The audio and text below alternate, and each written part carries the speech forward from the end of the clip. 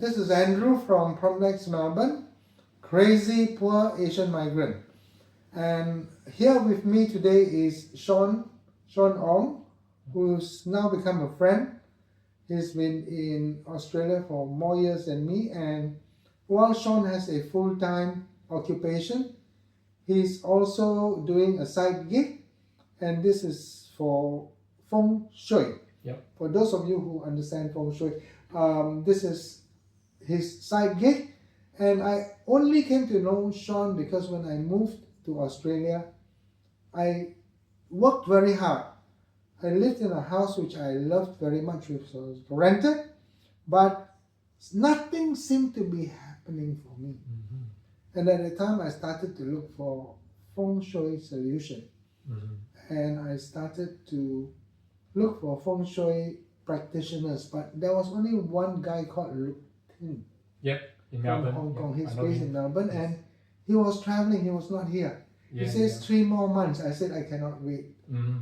So at that time, I also decided I would learn a bit more about Feng Shui. So I subscribed for the Joey Yap Feng Shui course. Oh, good. Yeah. Online course, yeah. Yeah, and then through this course, as a student of, a very junior student of Joey Yap, all these courses are all online. Somehow I saw some advertising from Shawn, and then I contacted him. Yeah. So My that's what- Facebook page, right? your Yeah. Facebook page. Yes, yes. So Shawn, tell me, when did you first come to Australia? I came to Australia probably 10, 11 years ago, like in the 2011, sorry, 14 years ago. Okay. Yeah.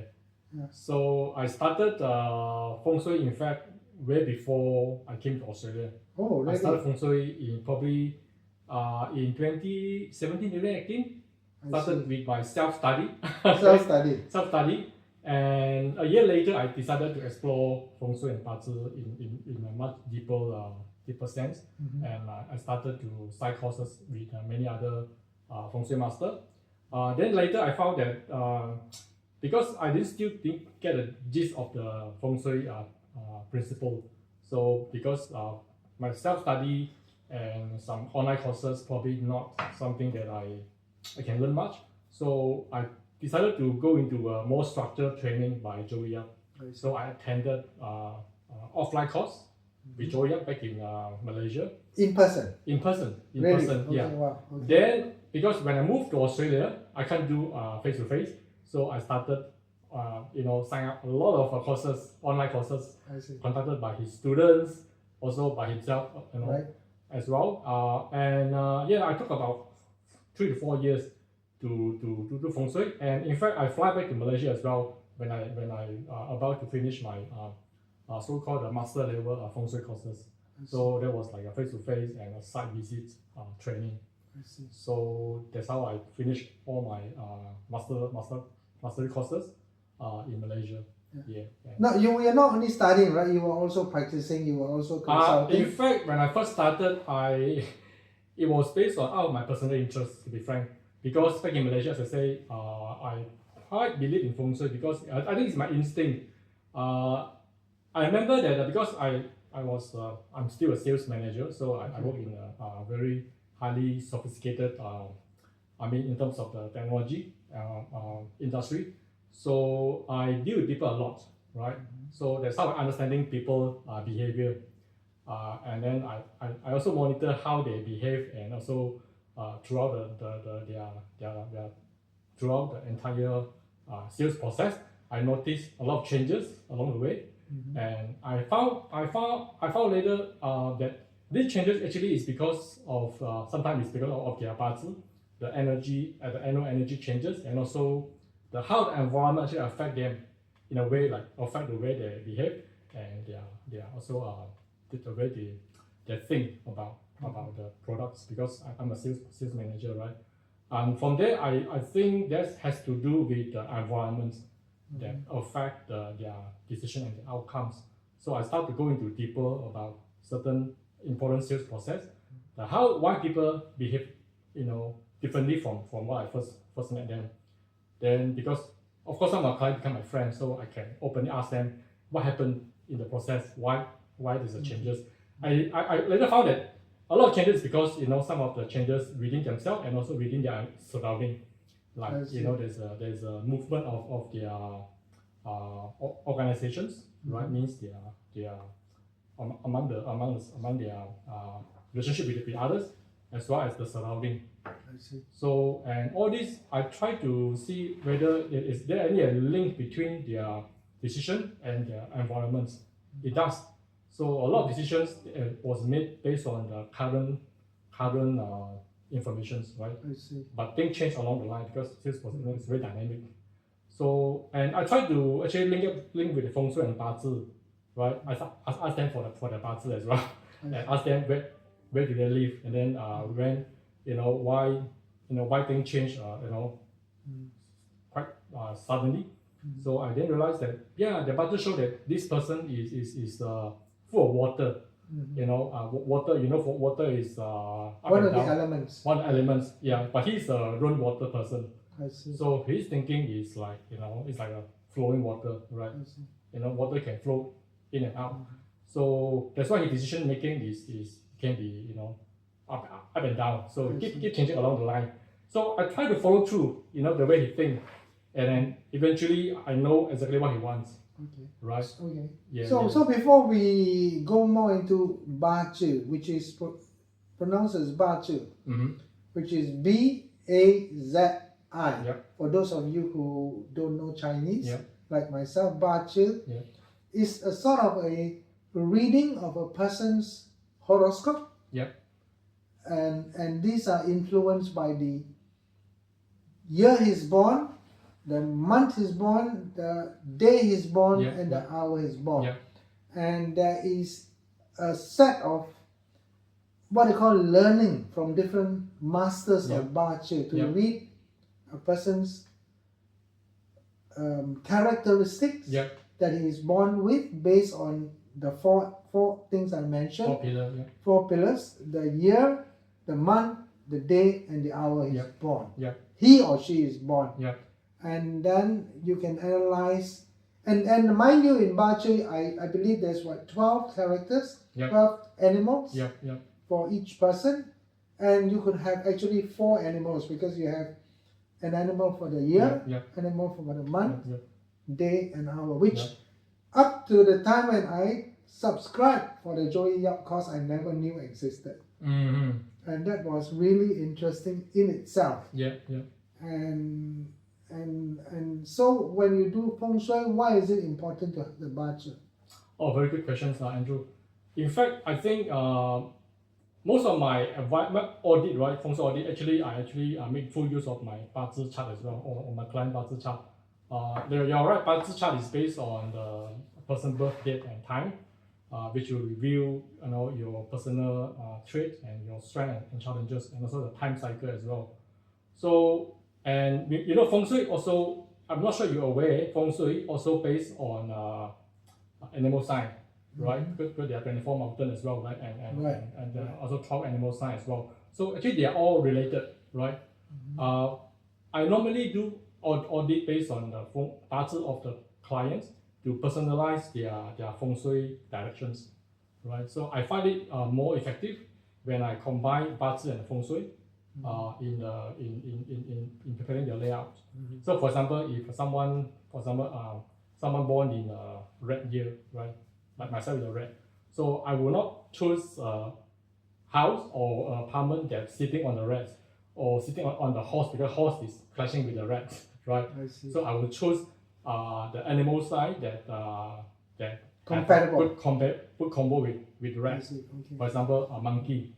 Right, so it's very, very important that actually we need to personalize the audits based on the person Bazi chart.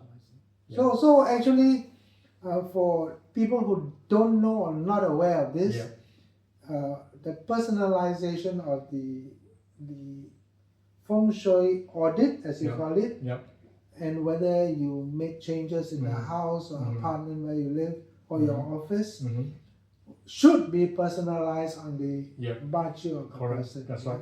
That's very true. Okay. As I said, if you have a clash, for example, on a particular year, right? That's what I do every year. I will actually prepare a sort of like a structure based on the annual energy, or we call it annual layout. Say for example, if someone has a clash on a particular year, I will advise them to actually do some mitigation, right? Or let's say next year is a horse year, right? So horse year red is a clash to me. So next year is going to be challenging to me as well. So from now on, I'm preparing. So horse is on the south, right? So I make sure that at the south, there's no blockage, right? Make sure there's clean and lit up all the times.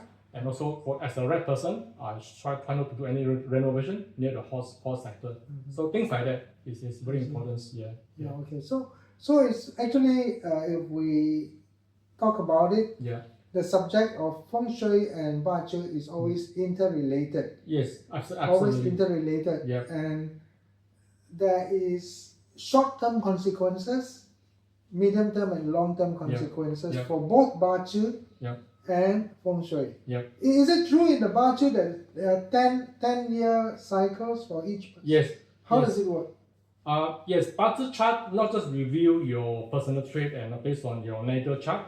We also have something called timing aspect, which is a life cycle aspect.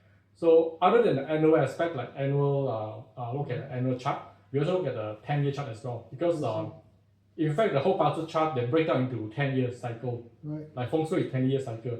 In bazi, we have 10-year cycle.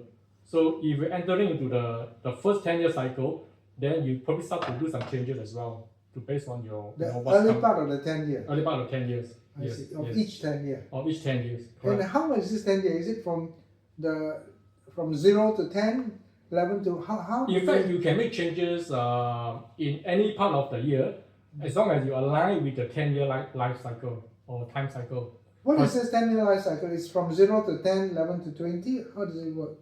It depends on your natal chart. I see. So it started probably some 10 years started at the age of 6 or 7 usually. I see. Depends on your natal chart. But in general, normally the first 10 years will start from your I think age of 6 or 7. I see. So it was 6 to 15 and then 16 to... That's right. Yeah. So first 10 years.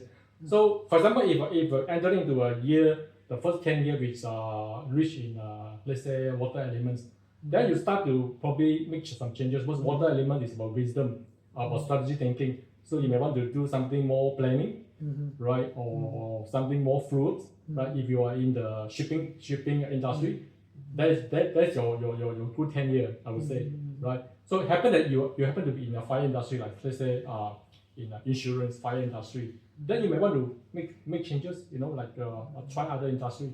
Because in that 10 year with the water elements, strong water elements, you may find challenges because you are a fire person, right? Yeah, that's how you look at the 10 years. You are a practitioner, so you observe your clients, and the clients. For example, I'm supposed to see Earth, is it? Yeah. I'm very much Earth, right? So I'm in real estate, which I think matches Earth. And it was not that I looked at bazi before I decided. Yeah. It just so happened that I decided I know. I came to Australia to be in real estate. Yeah, that's good. So maybe it's a natural inclination. I don't know. I mean, we don't want to talk too much about bazi, but I know that bazi is very important. And you can also analyze the traits and characteristics and your talent in a way, inborn talent. You can also analyze the luck you are born with, right? With bazi. Yes. Because in the bazi, right, there's a deeper level of bazi understanding based on we call it animal sign. There's the sensa. Alright, sensa is like animal energy, but in a deeper level. So each sensa, right, will give you like some positive and negative star. For example, grandeur is a negative, and then golden carriage is a positive star. So those I would call it like a sensa in English terms, probably called positive and negative star. I call it star in general terms. So each year, right, you will receive different star, right? Like for example, next year, as you know, it's a horse year. I receive most negative star next year because it's a horse. I'm a red person. So how to mitigate that negative star? for feng shui. So I use external environments to mitigate or to soften the impact for next year. Right. So those styles play important roles. Yeah, you're right. I mean, if you have a good year, let's say, of course, that means that year you have a lot of positive style and negative style. It's always yin and yang. Which one more or less? Yeah. Yeah.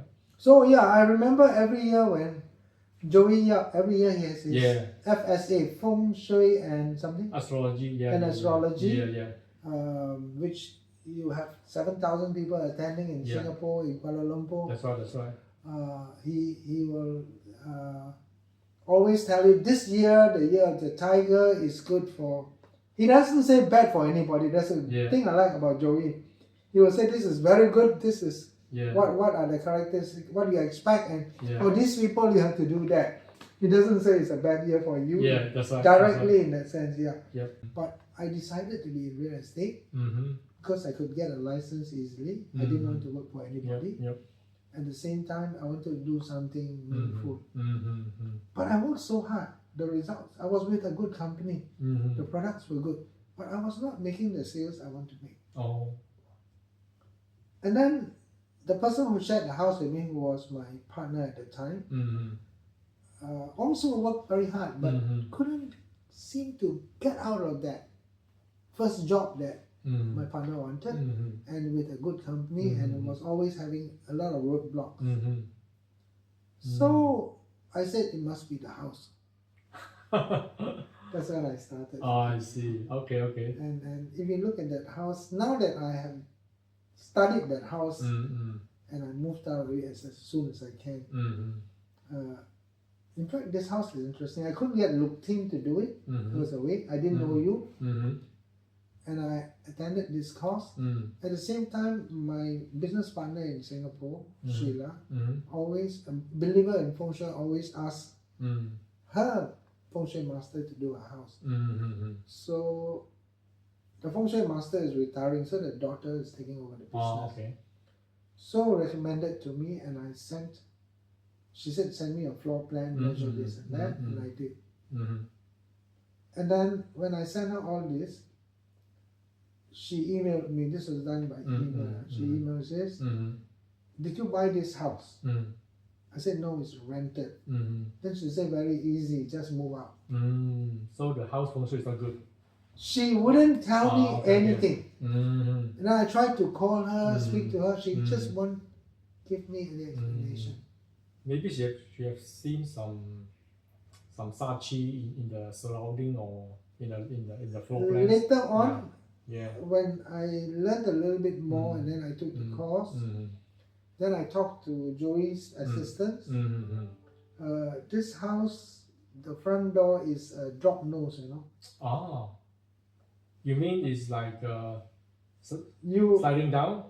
The house is elevated, sliding down to the road one. But when you exit the main door, there is like a small porch, a landing, and then 4 steps straight down. Okay.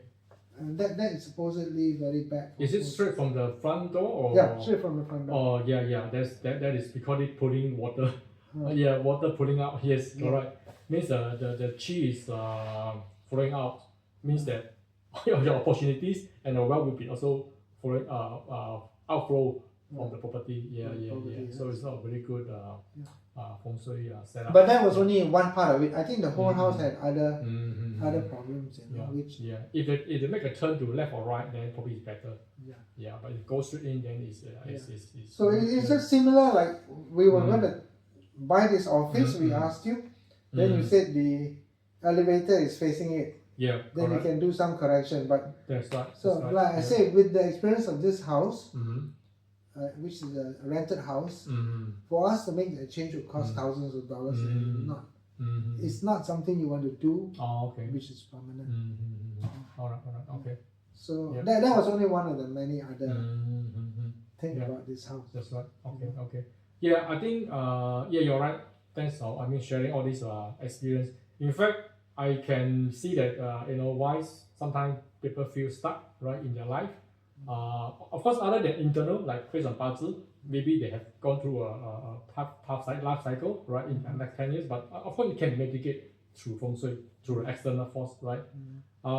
You see, feng shui, how can feng shui help in this situation? Is like, if you look at the feng shui, right, you look at how the qi interact, right, how the qi flow come to you, come to your house or come to your workplace. So then, when you know where the qi move through space, right, so you just make use of the qi, tap into the qi, right, by adjusting your main door or your home office or your bedrooms or kitchen, right, to tap on the qi. So and that's how you turn around, right, from a very challenging situation to probably much better outcomes. So I always believe, feng shui is always the first thing I will look at when I feel stuck. Back in Malaysia, when I feel stuck, what I do? I just go out of the house and I will go shopping, and I will just try to go to the more crowded space like a shopping mall to probably like receive some good qi, right? Because back then I also live in an apartment as well, a very small space, confined space. Because if you live at home, it's better. You can just walk outside the house and receiving more earth qi, like to boost up your energy level. Otherwise, you just go out, like even go to a shopping mall or talk to friends. At least you receive some earth qi, and from a universal qi, in open in open air. It's also a feng shui as well, right? It's all about qi flow. What is qi actually? Qi flow, in fact, in simple term, is just energy flow. Right, everything is all about energy. But it could be positive, could be negative. Yes. So if the qi flow is good, means that the incoming qi is coming from, of course, when I say good, I don't look at external landforms. So if you have a good feature, say in a mountain area or rivers, right? Those are, of course, the most ideal landforms, and those landforms will create a better qi. Instead of like open air without any landforms, right? But they do have also we call it open air, like flat feng shui that can maximize the qi flow as well. But mountain, rivers, of course, is a better landform. But of course, we live in the city, right? Very hard to find mountain and rivers. So we use buildings, like your apartments has got 2 buildings at the side, as I mentioned to you. There's on the left you have a shop lot, right? You have a shops like woolies. On the right you have apartments, and that become like the 2 mountains that embrace your apartments, which is a very good feng shui from a layer perspective, because that's how you can accumulate the qi. Okay. Yeah. While we're talking about feng shui, I think the subject of feng shui is you have what we call short term, and you have long term. Yes. And there's a difference between short and long term. Yeah. So maybe you want to explain to our viewers what is the difference. Feng shui is based on your annual energy. So because each year, right, there is different energy. Like for example, next year is a horse. Horse comes with also a different energy patterns. So we use feng shui. Like for example, if next year you have a clash, like for example, I clash next year, right? So I will use feng shui to mitigate. That's short term. Right, so say I will place something on for example, to mitigate the fire yellow. For example, I will place a elemental kill like metal, right, on the fire yellows, because it might affect those who clash on the particular year, right? So that's short term. Long term feng shui is about like 10 to 20 years. Normally 20 years. And as you know, we are all in period 9 from 2024 to. It's a new 20 year. New 20 years. So if you buy a property now, right, you want to choose a property that has better orientation, that can face to the period 9 cycle patterns. For example, those who facing the south, east, and northwest, those are very good sector that actually align with the period 9. Yeah, with the star. When you say facing, the facing of the building or the facing of the front? Facing of the front building, actually building. Yeah, because that's the first thing that the qi flow. We look at how the incoming qi. We look at the building facing. Yeah. So it's what, south, south, east, northwest in general. These are the three very good locations of facing that The building. that complies. Yeah, the building. Yeah. And Complies then the with door, the front door. front door. There's so many. Depends on where the flying star chart are flying. So we look at the facing line and sitting line as well. When you So the say facing line. when you say flying star, you're talking about the annual flying star or Oh no, the 20-year flying star. 20 years Life cycle flying star. I see. Yeah. So every year, as I say, there's also different star flying as well. So we will also look at the combo as well between the 20 years combo, 20 years flying star combo as well as annual star combo. So see how they interact. So the 20 years is long term. Is it? Long term feng shui. I see. Yeah. Then what about landforms that do not change? Landform feng shui is also another Slightly different. aspect feng shui, and I would say actually landform feng shui is even more powerful than so-called short-term feng shui. Powerful in the sense that it gives you like long-term performance, right? Of course, first of all, you need to have a better landform, better surrounding, like you can see sky or you can see mountains and river even better. Otherwise, make sure that you have open space. Like in your area, actually it's quite good because you have open space, right? There's no building. I mean, at least like for 1-2 meter. Yeah.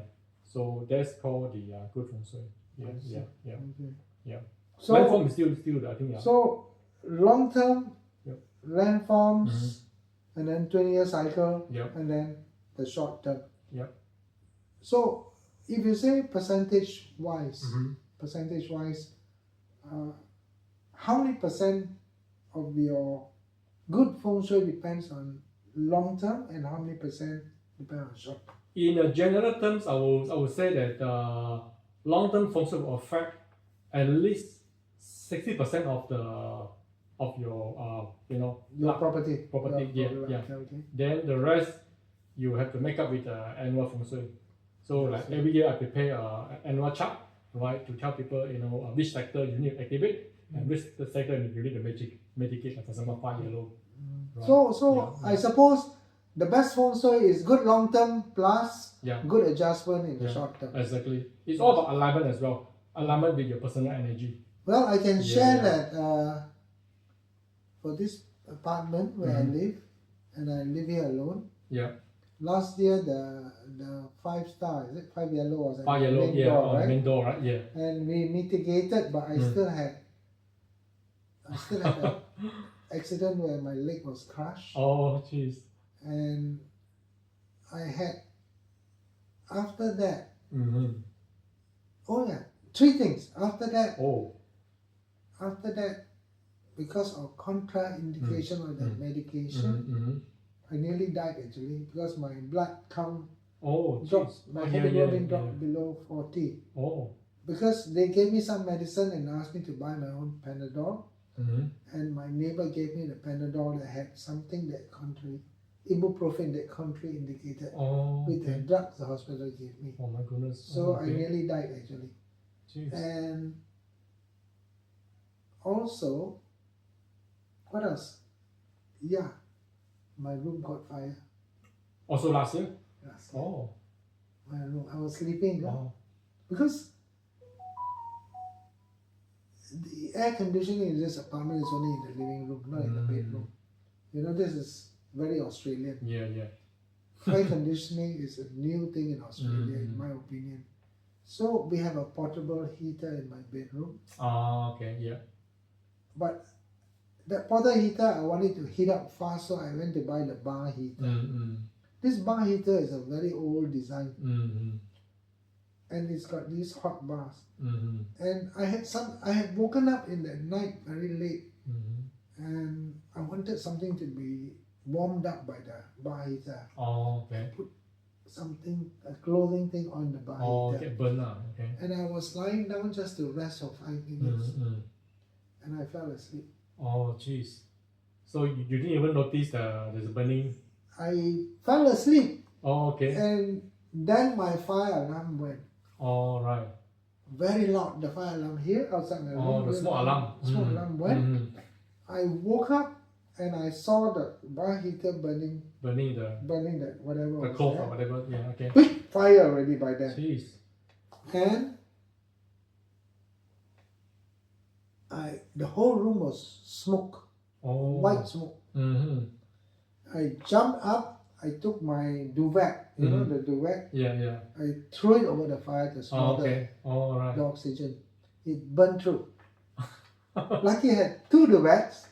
I threw a second one over it and jumped on it, and then it stopped. Oh, And okay. I got some water, I threw over it. Yeah. So if the fire alarm had not gone off, I would have died. Jeez. Wow. So despite whatever we did to mitigate the 5-star, and it was my front door. I even adjusted Yeah, the because you front open the door. front door every day, right? I adjusted the front door so it wouldn't slam. It would be very like. Yeah, that's right. But I was worried, but the car crushed my leg, hit me while it was reversing. I nearly died because of the contraindication of the medicine and the fire. Jeez, wow, 3 things. Three occasions. Life-threatening event. 2 of them I could have died. The one the car reversed into me was slow. I got injured. But the fire and the medication were 2 really serious, life-threatening events that happened to me. Imagine if you didn't do the medication, right? I don't know. Yeah. But you still survive, you know, you still survive. And I'm here enough to talk to you. Yeah. So for those who don't believe in Feng Shui, say it's a coincidence, say what you like. So, but it was from long time ago, and then my suspicions that Feng Shui does matter, and then my experience with the first house I rented in Australia, and then this last year's experience with the number 5-star in my one and only door. I was very aware. In fact, I wanted to rent out this apartment and move somewhere else. During that year. You know, there are people do that, you know. There are people moving house if they have find that the feng shui is not good on a particular year. They actually rent a place for 1 year and then move back after the, you know. Well, this year, Yeah. as you can see, I don't stay in my master bedroom. Yeah, it's good. I moved out of my master bedroom to my second room. Yeah, it's become and better, right? Yeah. Not because of better, but the 5-star is there. Oh yeah, for this year, yes. The 5-star. Yeah. Because you learned the mistake last year, right? So, True. Why true. do I want to mess with this? You know? So that's a short-term. That's right. That's why in the annual layout, annual setup, right, I always emphasize you first must do the mitigation first. Mitigate the flying star 5 and star 2 as well. Because 5 is calamity, 2 is illness. These are 2 very important. So I had the calamities. Yeah, I know.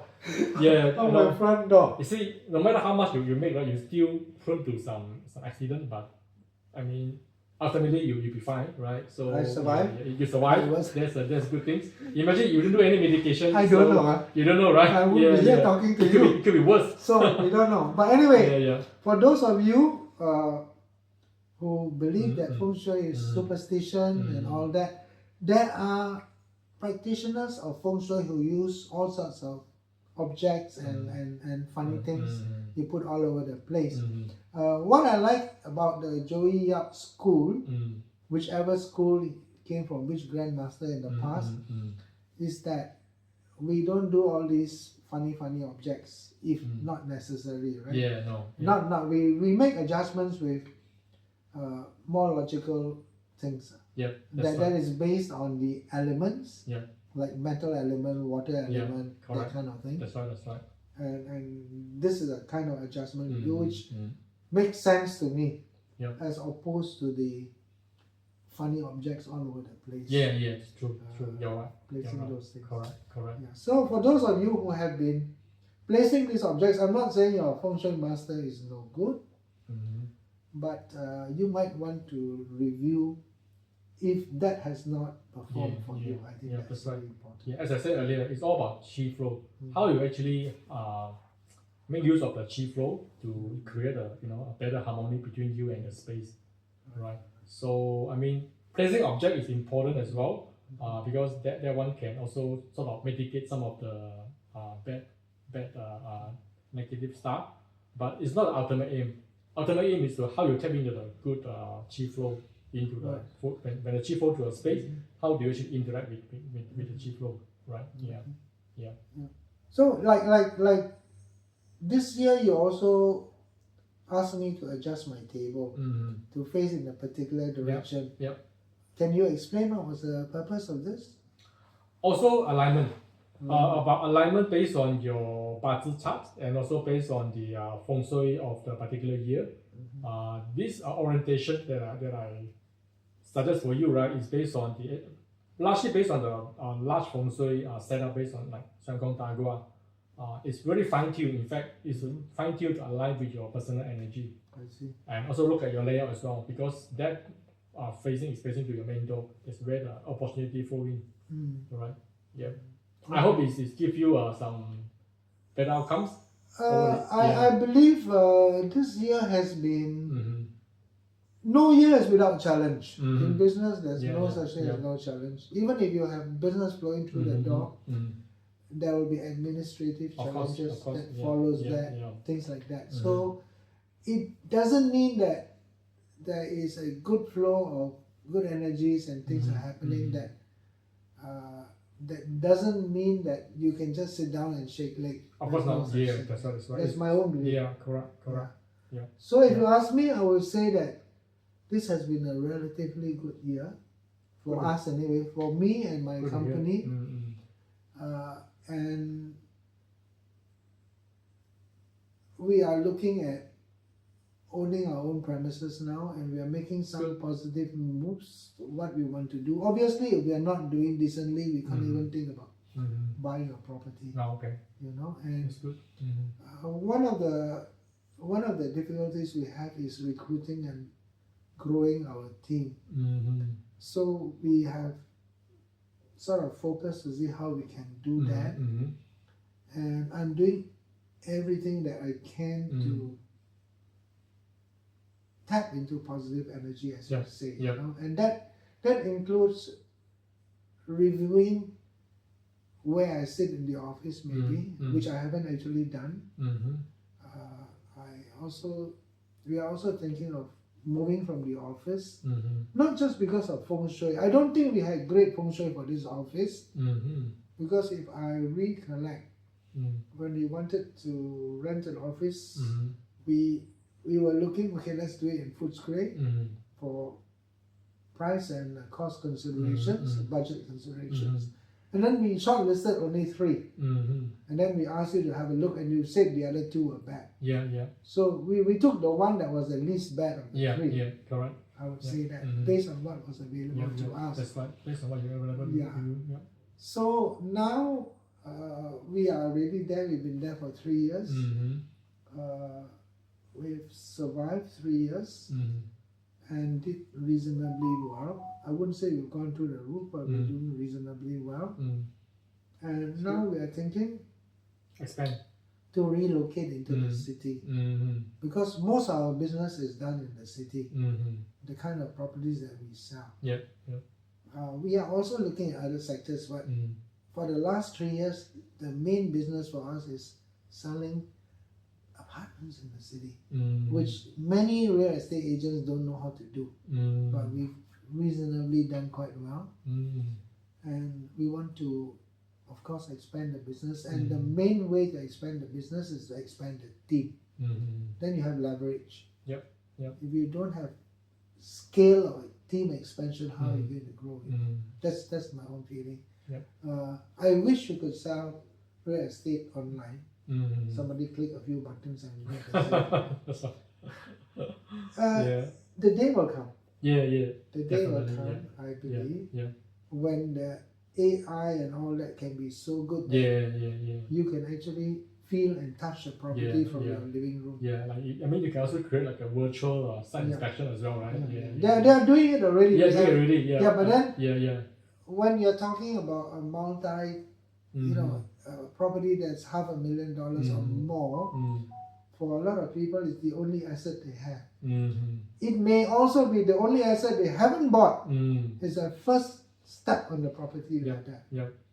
So whatever virtual, whatever, all the fakes coming on and all that, the tendency is they want to visit the property. We have interstate buyers who actually fly in from another country. they've seen everything, they've seen all the pictures, they've seen all the walkthrough. Mm-hmm. They still want to walk into the apartment. All Yeah, the I know. property. Yeah, that's right. That's It's different. It's a different feeling. Yeah, because is it like feng shui, right? I mean, feng shui actually is all about instinct as well. When you walk into the apartment or unit, right? So if you feel something is off, right? First thing, trust the instinct. It means the feng shui is not good. If a person is not believing in feng shui, particularly if they are very religious, for example, if they are Christian or they are Muslim, usually they don't believe in feng shui, right? Yeah, actually feng shui, right? Because there's so many misconceptions, right? In many people's head, is that they think feng shui is like religion belief. Actually, it's not. Feng shui is more like observational, more like observation type of things. It's not so much on religions. So it has nothing to do with the religions. It's basically observation. You just have to apply it, right, and see how it works, right. So you need I mean, once you apply it, then you know it's not religious. It's about strategy. Would a Christian or a Muslim or a Hindu or whatever find that it contradicts against their religion? No. No contradiction. As I said, feng shui is not belief or religion or whatsoever. It's mainly something that you apply, right? You just have to test it with time, test it with applications. I would imagine that from my own observation, the people who follow feng shui tend to be more the Buddhist type or the Taoist type of religion. That's right. And then the Christians tend to say feng shui, don't tell me, maybe against what God teach me or what. Muslims, I have no experience of discussing, even though I know a lot of Muslims. Feng shui Muslims, so that's why it is. No, I think I know where it's coming from, because feng shui in the past has been linked to like objects, like a lucky charm, things like that. These are the more than feng shui is more than that. I mean, if you look at a classical feng shui, right, it's go deeper than that. It's look at again, it's a chi flow, how the surrounding affect the buildings, right? How you interact with the chi. So it's also about human activity as well. So it's actually I would call it in layman term as an environmental study. How did the old masters put all this together? By observing the constellations and all that? Not just that. Actually, they look at the landforms. I think the very early stage of feng shui is, of course, observation. Observe how the mountain range, how the mountain being formed, how the river flows. So, and as a fact, because in the past, in ancient time, feng shui actually is help in agricultural industry. How to grow their crops, with a better yield. So they actually analyze the landform, right? So from there they branch out to many other aspects of life. So what I do know is that a lot of the business people, Asian business, Chinese business people who have become successful or have succeeded and failed and succeeded again, many of them are believers in feng shui. Yes. And they observe and they always consult a feng shui master. That's right. Just like maybe a Western business person might be closer to God. in a different way. I'm not saying they go to God because they want help, but they want to make sure everything rolling along the same. So I suppose whatever you believe in, you abide by that belief. That's right. To make your path more golden or easy in life. I think that's what people do. So it's not a religion, that I can share and I agree with you totally, but a belief in the way the constellations and the chi and the landforms causes the chi to flow. So it's just like Chinese medicine, we talk about chi also, right? The flow of the energy in the body. With the 5 elements, in the body. And externally, the same chi is flowing all around us. and you can have good and bad qi. Yeah. And another thing, because I'm coming from the property sector, one of the things that property salespeople always say, if they come from my part of the world, Singapore or Malaysia or China maybe, is that you do not buy a house on a T junction. Oh yes, yeah? Definitely not. Yeah. What any reason? There are a few things that I would check. I mean, for example, if you ask me what to look for to when you buy property, right? There are a few things to look for. Of course, first thing to avoid any sa-chi. Sa-chi means a negative chi that coming from the surrounding, like T junction is one typical example. Well, T junction is the chi is passing through right to your property. Means you will experience instability or financial loss. And the other one is I think I found that in Melbourne property, a lot of layout is not follow the feng shui principle. Like for example, L-shaped apartments, right? Or the L-shaped layouts or floor plans, because you have missing sector, right? Means that some of the sector, it could be your wealth sector or health sector is missing. Means it impact your wealth, impact your relationship, impact your health. So this is two things that you have to be aware of.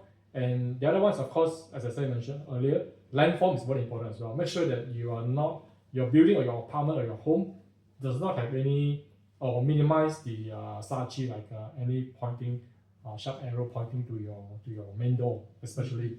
So there's a landform. Of course, now very hard to find a home or house that facing the mountain and the river, right? Unless you live near the Dandenong Range or near Sao Yara. Right? You go remote now. Yeah. That's right. Yeah. So, but you can still make use of the chi by looking at the good landform. Like for example, at your place, right, you have open space, right, long like front and back, very bright Mingtang or entry space.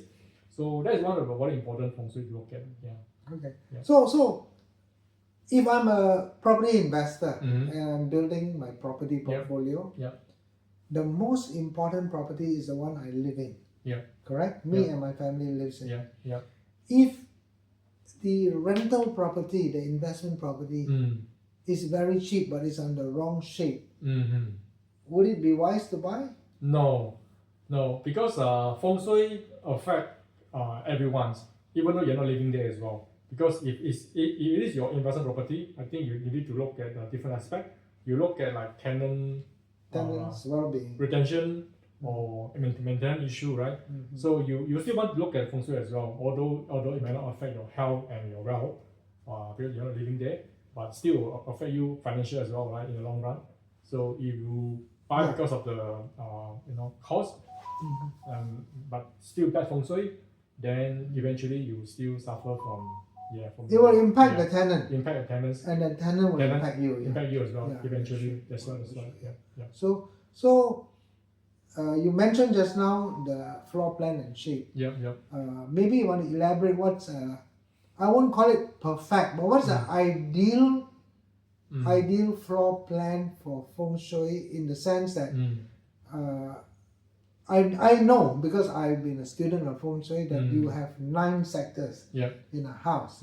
And if you, as you mentioned, L shape, there'll be some sectors missing. And if it happens to be the wealth sector, then if you are living there, the wealth will not come because the wealth factor is missing. And so on. And then I think there are things like you don't want a tree in the middle of your house, or you don't want your kitchen in the middle of the house. Yes. And things like that. And then you don't want the wash basin to the cooker, the fire, the face, the wash basin. Things. Some of these other things, maybe you can just talk about that. Yeah, very good question. Actually, in fact, as I said earlier, to choose property, right, with a good feng shui, in fact, you just have to focus a few things. First thing is that your main door. Make sure your main door is not facing to sharp corner, right? Because make sure that your main door, the back and the front main door, has enough space, open space, right, with well lit, and nothing to obstruct the entrance when the G enters. That's first thing, the main door. Secondly, look at the surrounding, the landform features. So if you live in the apartments, then you look at how the roads connect to your apartments. So make sure that the apartment is not seated facing the T junction, because I've noticed a few apartments in the city, their entrance of the building or apartment is facing the T junctions. I see. A few of them I've seen. A few of them. So this is one big no-no. And the other one is actually apartment, because it's a small unit, right? Landform, although important, but actually when you make a small adjustment in your unit itself, right? Let's say the way you place your desk and your bedrooms, your bed, also give a very big impact as well in improving the feng shui as well. That means the placement of your living environment within that small space, which in feng shui term we call small tai chi, right? Not small tai chi. Is because if you look at, if you buy a home, for example, then you look at the external surrounding, the landforms, right? And also the main door position, okay? Which is make sure that not clashing with your animal energy, like your animal sign. So that's for home. For apartment, you look at the external surrounding as well. But because it's a small confined unit, you look at internal layout. Make sure there's no clashing or no missing sector in the unit. And your main door is positioned again to the right position. Okay. So I think the internal layout, when you make a small adjustment, it actually give you a quite impactful. Quite impactful. Okay. Yeah. So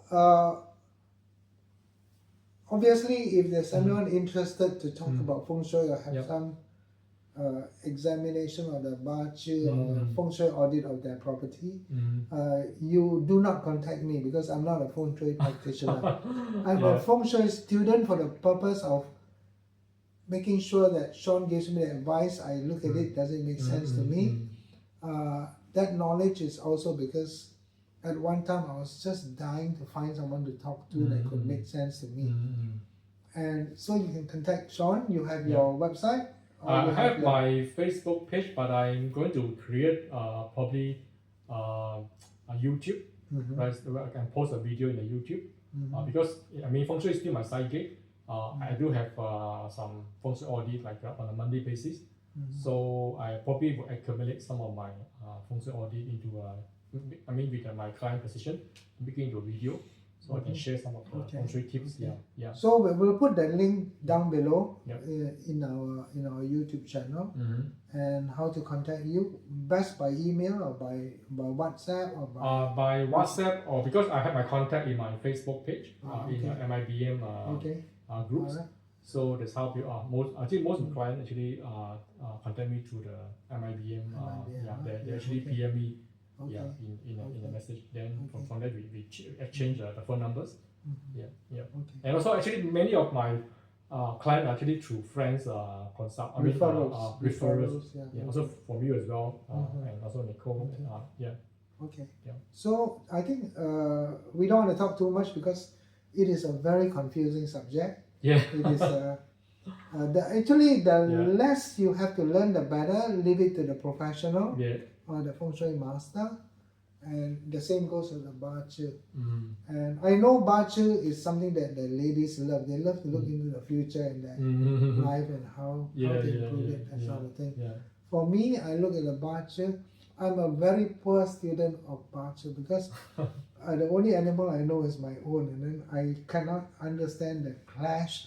What is better? What's not? You also red, right? I'm tiger. Tiger also, tiger. Okay. So, my daughter is a rat. Oh, right. Okay. My daughter is a rat, But that's the year of birth. Then again, for career, do we look at the year of birth or month of birth? Maybe month of birth. Month of birth, right? Something like that. So Okay. Thank you. Thank you for having me. Thank you, Andrew. I enjoyed the chat because very good. make me think a little bit. Thank you. you. Thank you for having me. Bye-bye. Cheers.